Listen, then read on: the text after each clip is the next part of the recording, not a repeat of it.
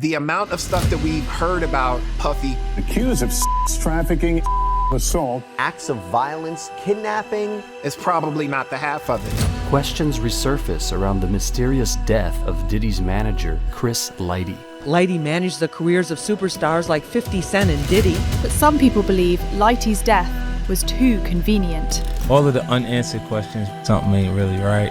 50 Cent has brought in a high-powered team to investigate the hip-hop mogul's death. What happened to Chris?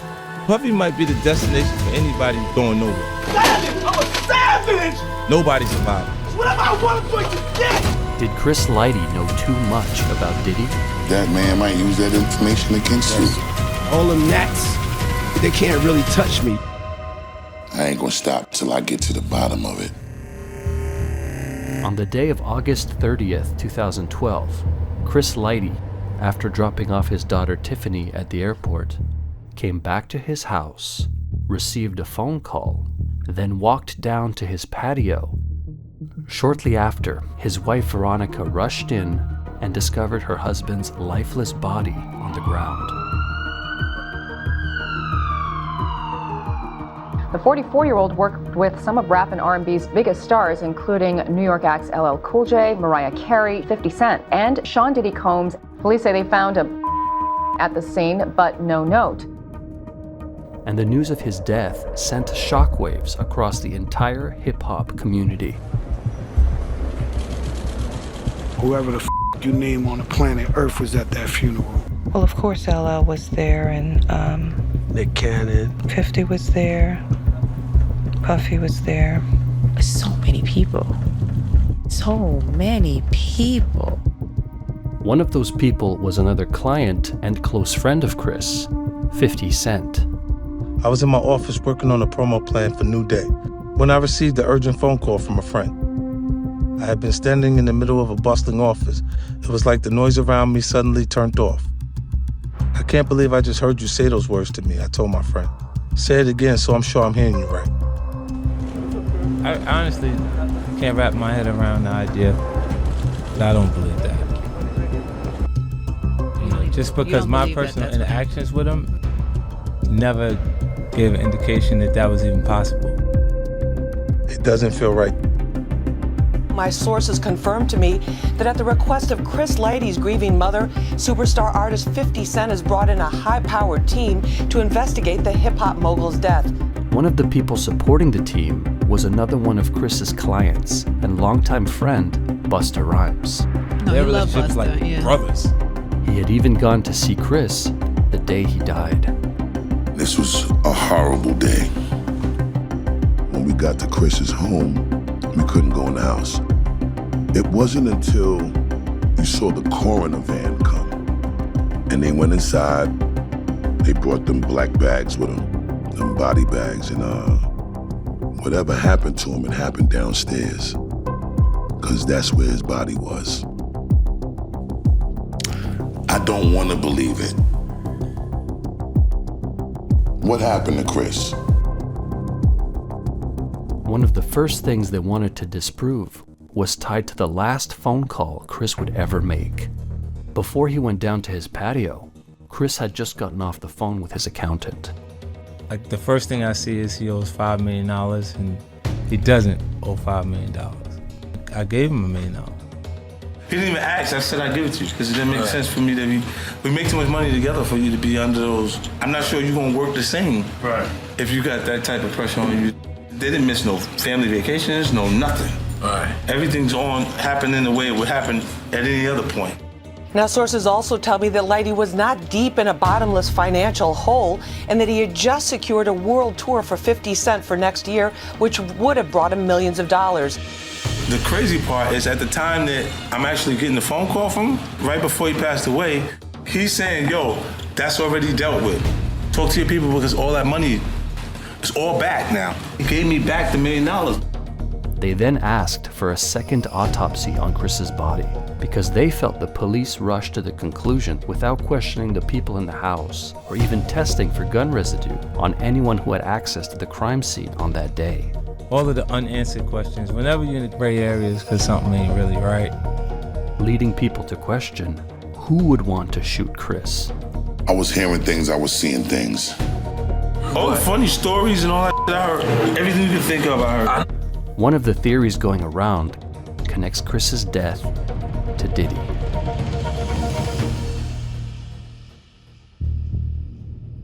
It has long been suspected that a cloud of death follows Diddy. Now, he's either the most unlucky person in the world because his friends, enemies, lovers, and whatever all have a habit of showing up gone. Puffy might be the destination for anybody going nowhere. Nobody survived him. Look at it.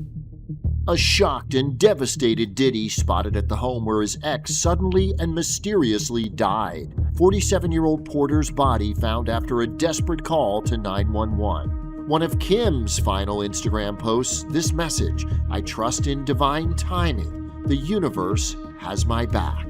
Another rumor insinuated that Diddy, in a fit of jealousy, attacked a man called Shakir Stewart, a former Def Jam executive, for flirting with the same ex, Kim Porter. And one of the people who could have known what was true would have been Chris. When you're a manager, you absorb and take on all of the problems of your clients. Rap star Sean Puffy Combs is free on bail after a nightclub shooting in New York City. So you take on their issues with their families. You take on issues that they may run into in the streets. You take on issues that they have with finances. You deal with the rest of the outside world. You deal with girlfriends. You deal with whatever they're going through. I tell people I'm the garbage collector and the CEO. That definitely was Chris Lighty. Chris knew those moves to make. We was fighting shoulder to shoulder, you know what I'm saying?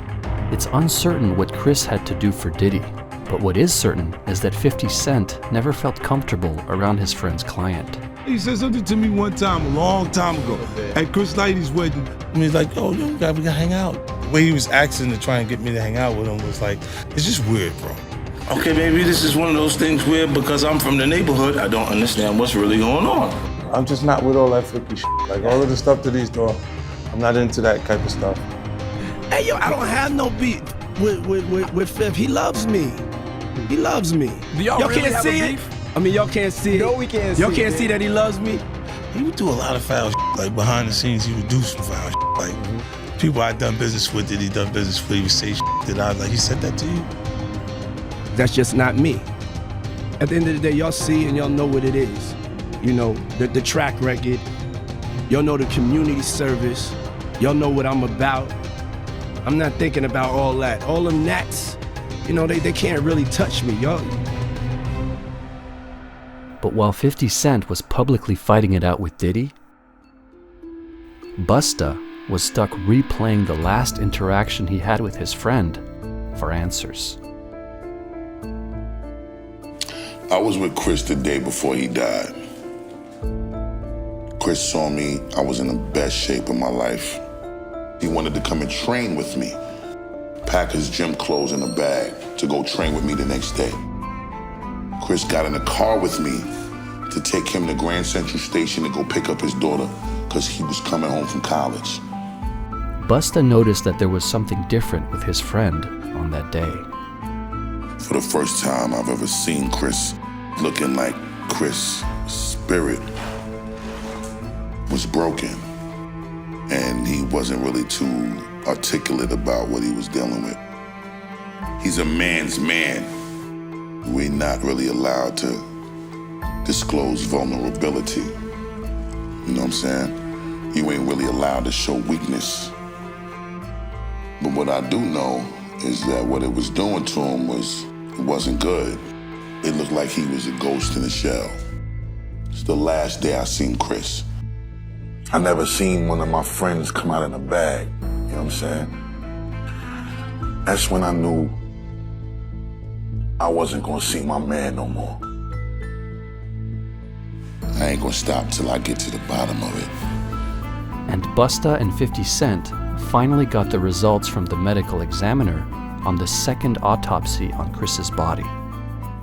Former New York City medical examiner Dr. Michael Baden was called in by the family for a second autopsy. There's no struggling kind of injuries, no bruises, no scrapes. So there was no evidence of a struggle. In my opinion, the manner of death still is pending. The results so far are inconclusive. The news of the second autopsy was not the answer they were looking for. How do you deal with that? For me, I'll develop anger. Yeah, and it's more like, because I'm used to responding to something. If somebody does something to me in any way make me uncomfortable, I respond by making them more uncomfortable. And then in this case, you just go, well, there's nobody to really offer that to. You just want to be mad, but then what do you? Yeah, who can I give it to? Who can you, right? My life was going in a whole nother direction after that. And I didn't like it. Because I was confused. Because I never really had to manage my career without a manager. And he wasn't just a manager, he was my brother. So it got scary. I feel cheated. I'm being shortchanged. This ain't fair. This ain't right. This ain't right. As Busta fell further in his grief, he started to act out. Busta Rhymes, he was in Miami this past weekend, and he starts getting into this fight with just this random person. The video starts, I don't know what the argument is like happening, but you see Busta like looking at this guy, and he goes, and like you can see like spit gets on his face because the guy wipes it and then puts his hand on Busta, and then that's when Busta loses it. Relax. Yo. What's he looking for fights for? Recently, you got in a little trouble. What happened with the guy at the gym? I don't know what the hell you talking about. They said you threw containers. I don't know about that, man. No. I was trying everything to drown the pain and the frustration and the suffering of those losses by overworking, over drinking, over smoking. And I got to the weight of 340 pounds. I'm not even built to be that heavy. I look at my skin, these like marks on my face. I hate those pictures. Like, I see the darkness in those pictures. Without knowing it, Busta was reaching a point of no return. I drank myself into an inability to wake myself up. I had to be woken up by my son and my security in LA. It took like 45 minutes, and we had just come back from hanging out at a club. He sat me down the next day. He was like, listen, I don't want to hurt your feelings because you're my father. And I don't even know if I got the strength to say it to you now, but I had a conversation with the security. I need you to listen to them because I'm too scared to tell you how I feel. That's how bad it was. My son ain't never speak to me like that in my life. But he couldn't even say it to me because that's how much he still was trying to protect my feelings. Up until this moment, when he saw this and he's been seeing it, but this is when it hits the low. After hearing his son out, Busta agreed to go see a doctor. The next day, I'm breathing so up that outside of the door, the doctor was like, yo, why are you breathing like that? And he wasn't even in the room with me. He's coming in the room. He says, I need you to go right now to UCLA Medical Center into the emergency room, and I'm gonna call the head person at the hospital to have them admit you immediately. You need to go into surgery tomorrow. I said, I ain't going in no ambulance. He said, well, then you have to sign this document that will exemplify me. If you don't listen and something happens and you die between now and when you get to the hospital. I ain't never been spoken to like this in my life. This is when I knew this shit was crazy. My son now, I'm calling him, telling him to meet me at the hospital. We get to the hospital, And I'm in the doctor's office and they doing all of the preliminary before they gotta admit me into the emergency. My son is talking to me and he tells me, I ain't never been this scared, Dad, but I'm scared you're gonna die. I can't lose you too. Can you please stop drinking? Can you please stop smoking? Can you please get back to the daddy that I know you to be? Finished me. Even when you really need help, reaching out to somebody for it was scary to do. And it made him realize something he was overlooking about what Chris was going through before he died. You could see that in the last couple of years, Chris was changing a little bit. I think that primarily came from the personal side. His life changed when this woman came into his life. And even 50 Cent noticed it the last time he spoke to Chris on the phone. The same day or the day before you? The night before, like talking to him, he was like, yeah, real soft spoken because he, wasn't feeling good. Right. And then Shorty came in and said, you on the phone? She was real mad, like, what the f? And I was like, we laughed at what was going on. And after he said, yo, I'll call you back. Because he was just out of it, like he was sick, so he couldn't, the f you on the phone? She went after him, and I was like, damn. Chris was in a back and forth process of a divorce from his wife, Veronica, and it was taking a heavy toll on him to the point where people started to notice.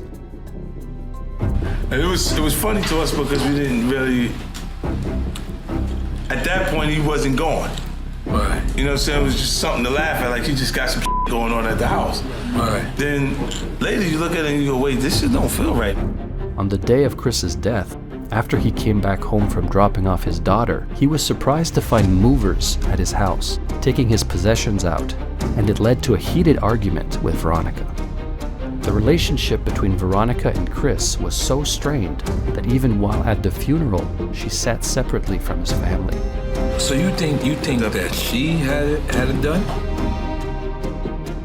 No, I won't put that on nobody. I'm not saying nothing bad about the woman. I'm just talking about, I'm acknowledging a time period where a change transpired in a significant way, and it happened after this woman came around. Long story short, the question that I ain't even respond to yet. Well, are we in denial? I'm gonna say this to you. He was our manager. He had to manage our lives. Who was managing his? But whenever we needed him, he helped us manage ours. Feel me? Who could he call to help him manage his? You can't let another know when you in a up situation because that man might use that information against you. That's a very scary place to be in. That's a very heavy place to be in. What he was going through? I'm the garbage collector and the CEO. Deep in a bottomless financial hole. You absorb the problems of your clients. After an argument with his wife, Veronica. But we know if Chris won't allow us to accept that possible reality. But what he was going through, I don't know if we understood the significance of how serious it was, neither.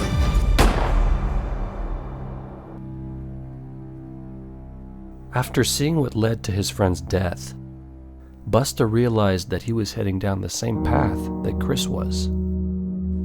I started to walk around with this smile like I was doing well. That's a hard thing to do. Like, I didn't feel like I could be honest around my kids. I didn't feel like I could be honest around people that I was in business with. And I had the pressure of still having to function.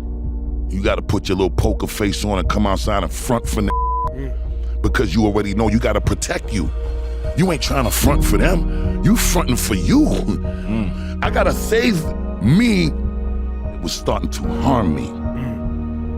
and I needed to talk to somebody and try to help get a navigation to help me reach to the destination that I needed to reach to get up out of that and get back to my happiness and my peace of mind. And how long it took for me to start having these kind of conversations with the public? Although Busta's friend was unable to ask for help while he was still alive, Chris did manage to get help in his passing. Chris's death was a blow on many levels. The most devastating, of course, was knowing what his loss would mean to his children. Chris's daughter, Tiffany, and I in particular were close, and I knew she worshiped the ground he walked on. I made a vow that I would look out for Tiffany in his absence. I tried to live up to that promise, rewriting my will to include her. Pain that you go through too, you can look at me and see your pain in me. Cause ain't none of us exempt from suffering. That's all this is about that I'm sharing. And it's therapeutically beautiful for me because I'm finally in a space in my life where I'm comfortable enough to share it.